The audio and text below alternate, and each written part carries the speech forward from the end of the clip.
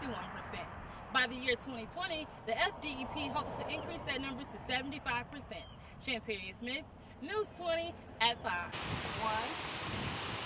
With the warmer seasons quickly approaching, we are advised to take all precautionary measures to avoid catching the Zika virus. One of the ways is to spray yourself with repellent whenever you're going outside, and also dumping any bottles of water. For News 20 at 5, I am Shantaria Smith.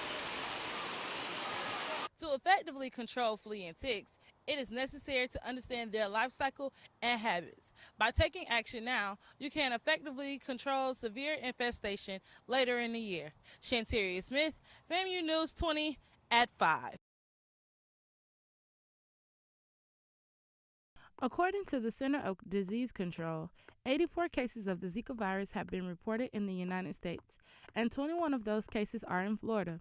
Julia Weeks, a medical doctor at Tallahassee Memorial Hospital who focuses on travel medicine, talks about the reason she held the Zika one-on-one talk at the Premier Fitness Center. Of what's happening, I hoped the talk would sort of quell the fears, maybe provide more accurate information than is available necessarily on the internet. The Zika virus can affect anyone.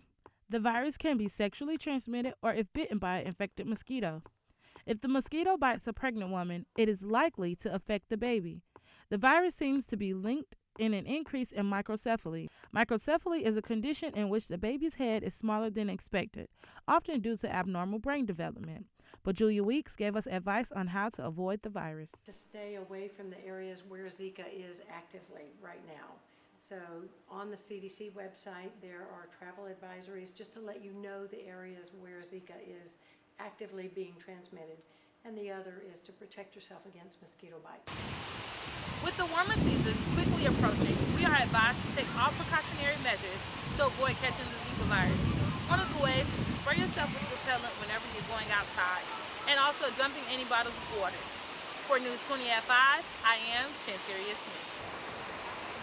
In 2003, 83 million tons of paper was disposed by Americans, according to talgov.com. By local residents using the new single-stream recycling, it will definitely reduce that number.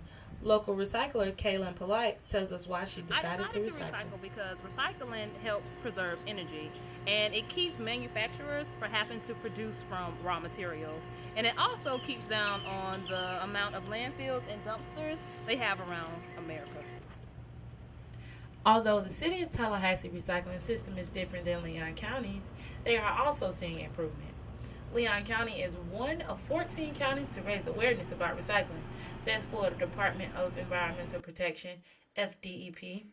Tessa Schreiner, Recycling and Stability Manager of Leon County, tells us more. Recycling is important because it puts less stress on our natural resources. We can use resources like, for example, a plastic bottle. If you recycle it into another plastic bottle, you're not getting natural resources to make it. You're using something that was already produced. According to the FDEP, Florida began recycling October 1st, 2013. Since then, the state of Florida's recycling rate has increased rapidly. In 2013, the recycling rate was 49% and is currently 51%. By the year 2020, the FDEP hopes to increase that number to 75%. Shantaria Smith, News 20 at 5. Being a mom is a major responsibility. Moms are often known as superheroes due to the different activities they do on a daily basis. A lot of mothers today are college students, and they are not letting the fact that they are now moms stop them from furthering their education. Shaquan Ford is the mother of 2-year-old Sherelle Ford and attends Tallahassee Community College and is majoring in early childhood education and works full-time at a daycare. She says it's in between easy and hard juggling all those responsibilities. Not easy, but it's not hard either. It's kind of in between.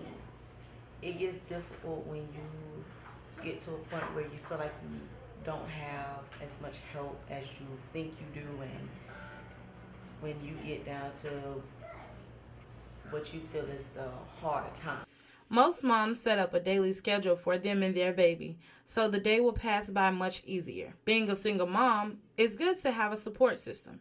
A support system motivates you to keep going and is here to assist you in any way possible.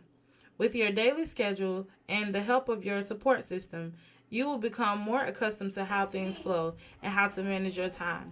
Ms. Ford says time management is key to accomplishing everything she do in the run of a day. It gets easier as you become more accustomed to it and you continue to just figure out how to manage your time and how to, manage getting your child ready and getting them where they should be at a certain time. Moms are willing to do anything to make sure that their children is well taken care of. Moms work so they can give their child the best to provide a roof over their heads. Moms also make it their business to graduate from college. By them doing so, they set a great example for their child and let them know that they can do anything they put their mind to. Pew Research Center says in 2011, 66% of moms are college students. You are a single mom. Don't let that be the reason you don't reach your highest potential. Ms. Ford stated that when times get hard for her, she sees her daughter watching her, and she looks into her eyes, and that is the motivation she uses to push on to meet her goals. She wants her child to be better than her. Shantaria Smith, News 20 at 5.